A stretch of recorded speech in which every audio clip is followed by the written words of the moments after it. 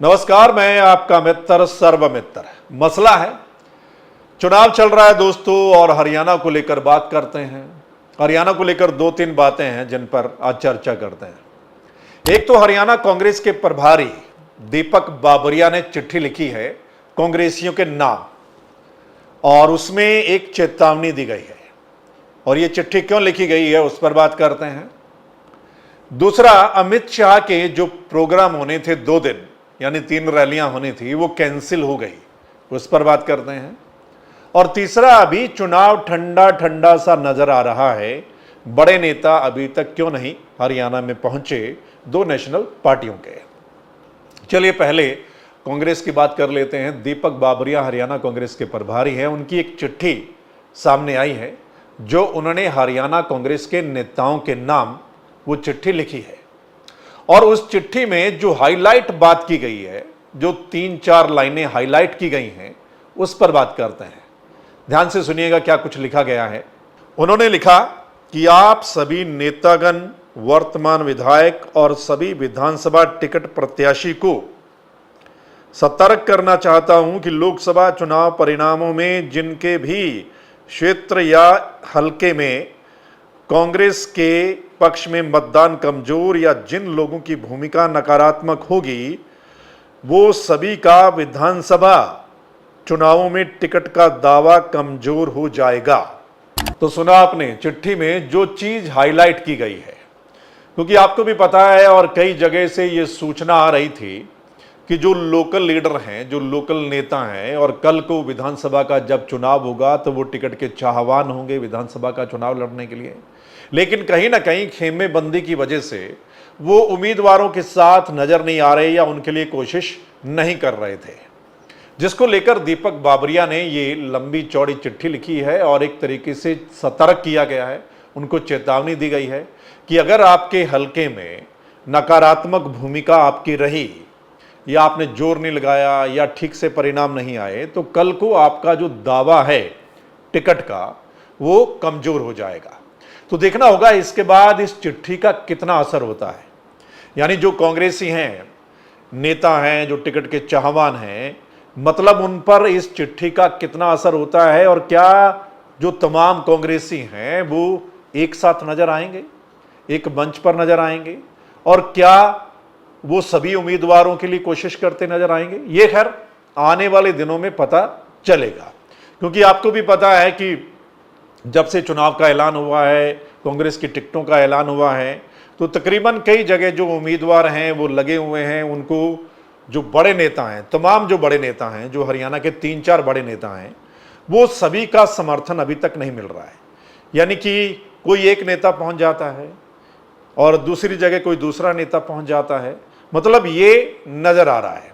आपने भी देखा होगा, हिसार की हम बात कर लें तो चौधरी बीरेंद्र सिंह अब कई दिन बाद जाकर हो सकता है जेपी के लिए वो प्रचार करें। यानी उन्होंने पहले मीटिंग बुलाई, उनका कहना था कि उनके पास जेपी आए नहीं, जेपी को आना चाहिए। जेपी भी उनके पास नहीं गए थे, और कल खबर थी कि जेपी उनके पास पहुंचे और फिर उन्होंने कहा कि वो प्रचार करेंगे। मतलब अब कुछ दिन बकाया है। यानी बीरेंद्र सिंह दूसरी जगह जाकर प्रचार कर रहे थे, लेकिन हिसार लोकसभा में वो जेपी के लिए अभी तक प्रचार नहीं कर रहे थे। तो अब क्या ये चिट्ठी का असर है या कुछ और? मतलब क्या आगे वो प्रचार करेंगे, कितना प्रचार करेंगे, मतलब ये देखना बाकी है। और बाकी जो दूसरे हलके हैं, लोकल जो लीडर्स हैं, जो विधानसभा के लिए टिकट चाहते हैं, जो साथ नहीं दे रहे थे कहीं ना कहीं खेमेबंदी की वजह से, क्या वो साथ आ जाएंगे, ये खैर देखना बाकी होगा।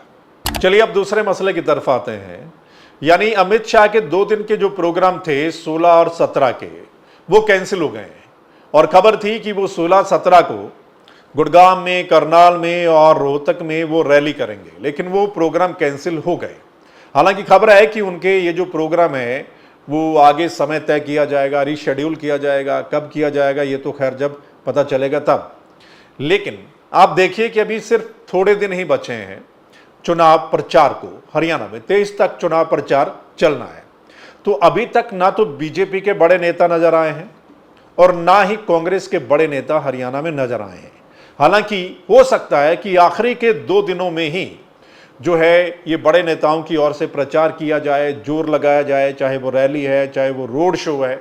लेकिन अभी तक आप देखिए कि सिर्फ 5-6 दिन रह गए हैं, अभी तक यानी बड़े नेता हरियाणा में नजर नहीं आए हैं। चुनाव अभी भी ठंडा, कई जगह ठंडा ठंडा सा नजर जो है वो आ रहा है। उम्मीदवार जो है अपने तरीके से ही लगे हुए हैं। सो देखना होगा अमित शाह की ये जो प्रोग्राम, क्या रीजन रहा, क्या कोई फीडबैक उनको ऐसा मिला है जिसकी वजह से ये प्रोग्राम जो है वो कैंसिल कर दिए गए हैं, या कुछ और। खैर देखना है कि आगे क्या प्रोग्राम उनके होते हैं या नहीं होते हैं, और मोदी साहब के कितने प्रोग्राम होते हैं, और राहुल प्रियंका के अभी तक उनका भी कोई प्रोग्राम सामने नहीं आया कि उनके प्रोग्राम कब होंगे। देखना होगा कि कब बड़े नेता हरियाणा में नजर आते हैं और थोड़ा जो चुनाव प्रचार है वो तेजी पकड़ता है। फिलहाल ठंडा ठंडा सा जो चुनाव प्रचार है वो हरियाणा में नजर आ रहा है। सो दोस्तों, हम भी निकले हैं, हरियाणा में जाएंगे, ज़्यादातर सीटों पर कोशिश करेंगे, ज़्यादातर लोकसभा में जाएं, वहाँ से कुछ ग्राउंड रिपोर्ट करें, कुछ इंटरव्यू करें, उम्मीदवारों के साथ इंटरव्यू करें, लोगों के साथ बातचीत करें और पता लगाएं, मोटा मोटा पता लगाएं कि कौन से हलके में क्या चल रहा है, कौन आगे कौन पीछे, और लोगों का पॉइंट ऑफ व्यू क्या है इस चुनाव को लेकर। सो वो सब आने वाले दिनों में यानी आपके सामने आएंगे, जो हमारे इंटरव्यूज़ हैं, जो चर्चा होगी, ग्राउंड रिपोर्ट होगी। तो उसके लिए आप दा मसला को अभी तक अगर आपने फॉलो नहीं किया है तो आप फॉलो सब्सक्राइब कर लीजिए, तो वो प्रोग्राम आपको देखने को मिल सकते हैं। बाकी आपका क्या कहना है, अभी तक आपको क्या लग रहा है, आपकी लोकसभा में आपको क्या लग रहा है, ओवरऑल आपको क्या लग रहा है, आप जरूर बताइएगा कि कौन कितने पानी में नजर आ रहा है। कमेंट करके आप बता दीजिएगा, और अगर आप शेयर करेंगे तो तमाम लोग इस पर अपनी राय जो है वो दे पाएंगे। चलिए फिर मिलते हैं अगले मसले के साथ, तब तक के लिए नमस्कार, आदाब, सत श्री अकाल, राम राम।